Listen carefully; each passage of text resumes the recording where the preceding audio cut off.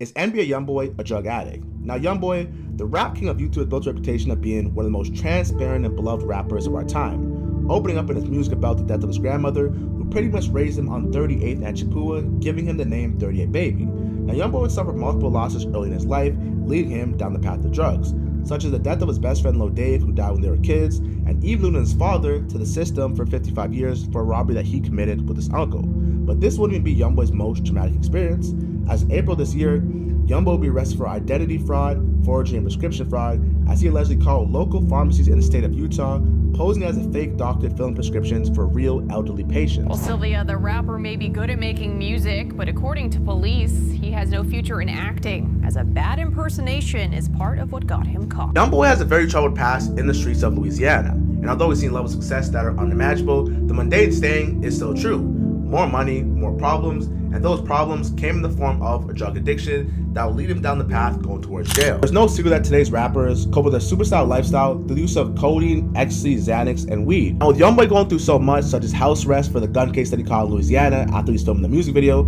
as well as gun case that he caught in LA for driving around with a gun, as well as not being able to see his family and his own health conditions, it's just been a lot. After being arrested for the possession of a firearm in a 2022 Louisiana music video, Youngboy will be placed on house arrest. Now, although the idea of house arrest sounds fun with the rich rapper who has all the money in the world, all the cars in the world, and all the clothes in the world, it was the total opposite, as Youngboy grew very depressed, as he was in the house and couldn't see anybody, tour, make merch, do shows, and his health was starting to spiral as well as his mental. Just from looking at Youngboy's career, people have been trying to finesse Youngboy since the beginning of time, dating back to his record deal. Now, Youngboy signed a 5-year, 5-album deal worth $2 million, and Atlantic Records at least grossed $100 million based off that contract, as Youngboy released so much music during 2022 and 2023 when he was on house arrest, and that's why he came up with Colors, I Rest My Case, Realer 2, and he was putting out so much music to fulfill his contracts. However, they consider most of that mixtapes, so he was just going insane. Label won't let him buy his masters. Apple Music isn't playlisting because of the King Von and Dirk and him beef, and he was just going through a lot of things mentally while he was locked up in that cage in the cell because he wasn't jailed during that time.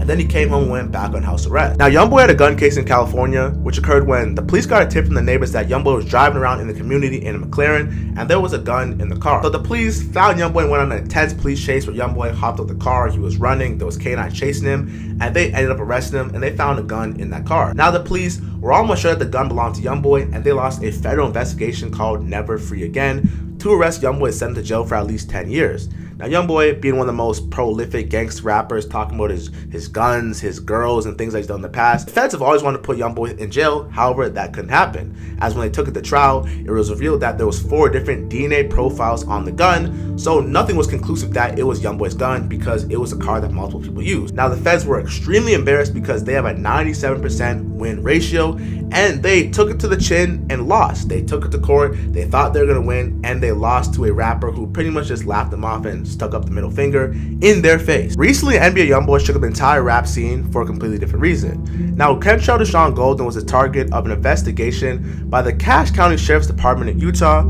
for allegedly being the mastermind behind a drug prescription ring. Now, typically the way that drug rings are ran is that people, or cartels of course, smuggle drugs across different inner cities and overseas using car vehicles of hidden compartments, cargo ships, or even putting, heroin and cocaine inside the dead carcasses of mules, right?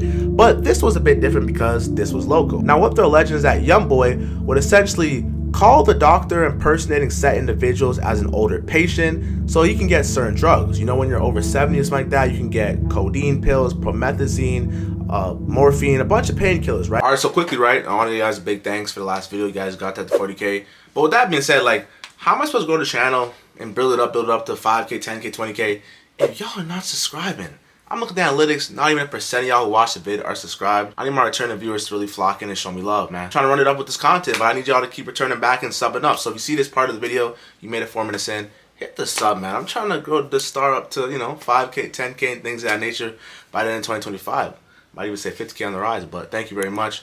Hit the sub button, man. He was impersonating certain clients who had real names, of course, but they were fake prescriptions, and he would get through and get those prescriptions that he would then sell as well as consume. Now, the prosecution believes that Youngboy was having this for his own gain and only consuming it, but if he were a smart businessman actually trying to run a ring, which is what they believe he was doing, he would sell them, but he wasn't doing that as he was consuming it for himself. Police are alleging that Youngboy and his team called multiple pharmacies in the Utah area, posing as doctors prescribing fake medications for their real-life patients, particularly Reed's Pharmacy in Hiram, Utah, and Spence's Pharmacy in Logan, Utah, both on September 19, 2023, under two different aliases, Bethel White and Gwendolyn Cox. On September 9, 2023, Reed's Pharmacy in Hiram received a prescription called in for Bethel White with the claimed date of birth of somewhere in 1949. The prescription was called in by an individual who will further be referred to as the suspect, claiming to be a physician in the Provo, Utah area, providing an actual and valid DEA number, NPI number,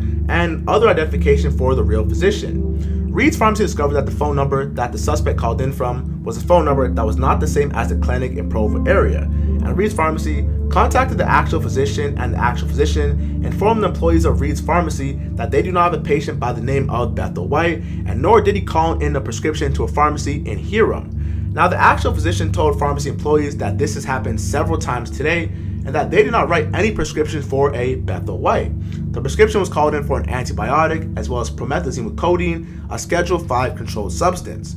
Law enforcement staged in a parking lot of the Reed's Pharmacy are waiting for someone to show up to retrieve the prescription, but no suspects showed up. This is all propaganda. I gotta be honest with y'all. Again, I've been to Youngboy's house and I think none of this shit is true. Because I would have seen it. I would have seen it. So I just want to say on the record, I don't believe none of this shit. And I believe Youngboy is a victim of the system. But they claim that he was having numerous pharmacies, sometimes up to 4 to 5, give him pills that allegedly he was running through in a day, in a couple of days. And it turned into be a big drug ring. How did they find out? The pharmacy at times would be confused because sometimes the person trying to pick up the pills, because they were filling the prescriptions, they would say, well, the date of birth don't match. And at one point they figured out that one of the patients, the last name was wrong. The first name was right. The birthday was right, but the last name was wrong. And one of them they figured out was like, yo, you're supposed to be 60, but the person picking it up is 20. And then they figured it was a couple things going on. On September 19, 2023, Spence's Pharmacy in Logan received a phone call from the suspect using the same physician's information, calling in a prescription for Gwendolyn Cox with the claimed date of birth of somewhere in 1951. The prescription was for promethazine with codeine, similar to the prescription called in at Reed's Pharmacy. Now, about 2 weeks later, after the prescription had been called in, the prescription had been picked up by a female individual who would then be referred to as Associate 2. Associate 2 picked up the prescription for Gwendolyn and alleged that Gwendolyn was her grandmother. Now later, on October 9th, Spence's Pharmacy received another call from a suspect identifying as the same physician, again trying to prescribe promethazine with codeine to Gwendolyn Cox. However, the pharmacist requested that they send a hard copy of the prescription with the patient this time, and the suspect hung up the phone. At this time, the employees of Spence's Pharmacy attempted to call the real physician back after looking up his phone number for a practice in Provo. Contact was made with the real physician, and he told them that he has not called in any prescriptions and that his name and credentials are being used fraudulently.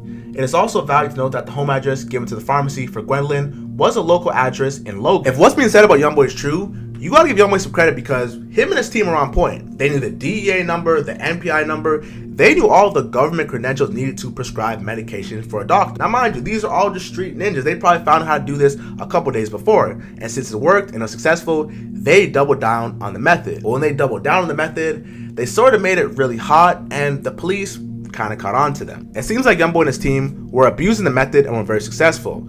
Almost like a kid who finds out a new currency glitch in a game, like the GTA 5 money glitch, or even the Minecraft diamond glitch. Like, they just kept doing the glitch, thinking that it would never stop. However, their greed would be the own downfall of Youngboy and his team, as 3 months later, in January of 2024, they would do another call for the third time to get more drugs, and the police realized that, hey, this isn't a doctor. Due to the dead giveaway that Youngboy's southern accent, known for its like slime, man, you're me, proved that this isn't a doctor, or at least not a doctor, from Utah, and they caught everybody who was involved. On January 17, 2024, a fraudulent prescription was called into Larry's Pharmacy in Smithfield, Utah area. The prescription had been called in by a suspect identifying as a physician. The prescription was being called in for a female by the name of Gwendolyn Cox, slightly different spelling and date of birth as the one at Spence's Pharmacy, with provided birthday of somewhere in 1949. The prescription called in was promethazine with codeine, listed as a Schedule 5 controlled substance. Now, after receiving the request for the prescription, the pharmacy had found the call to be suspicious.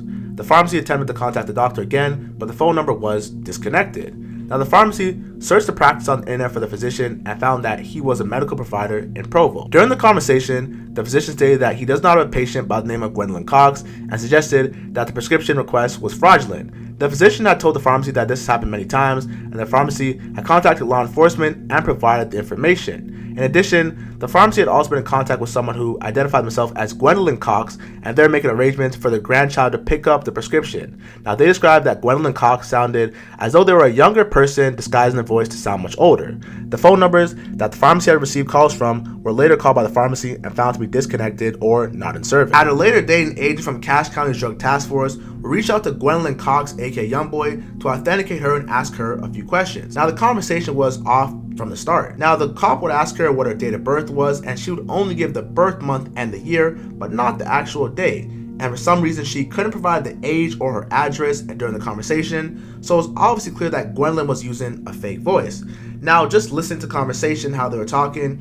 It almost felt like a younger person was trying to make the voice sound more raspy and more older, and given the fact that Youngboy's from the South, known for words like slime, man, you heard me, it was a dead giveaway when he said the word axe, A-X-E, instead of ask when he was speaking to the doctor, because it was either proven that, hey, you're not a doctor from Utah, or you're not a doctor at all, and both are true. The police would report two associates pulling up in a white Chevy Tahoe registered to Kentrell Deshaun Golden. Now, given that Youngboy has homes and cars in multiple areas, it wasn't really hard to connect Youngboy to the situation. And when confronted by the police, the two individuals claimed that they were just picking up a prescription for a friend. Now, the same charges of him being caught with a gun would pretty much recycle between his Louisiana case and his California gun case. And it seems like Youngboy has been crowned the leader of the NBA street gang. So to one people, he's a street gang member. To another person, he's toting these guns. And to us as fans, he's just the rapper, right? The rapper who we love and like his music. On April 16th, a search warrant was issued for Youngboy's Huntsville, Utah mansion, with Youngboy having an ankle monitor so he couldn't leave.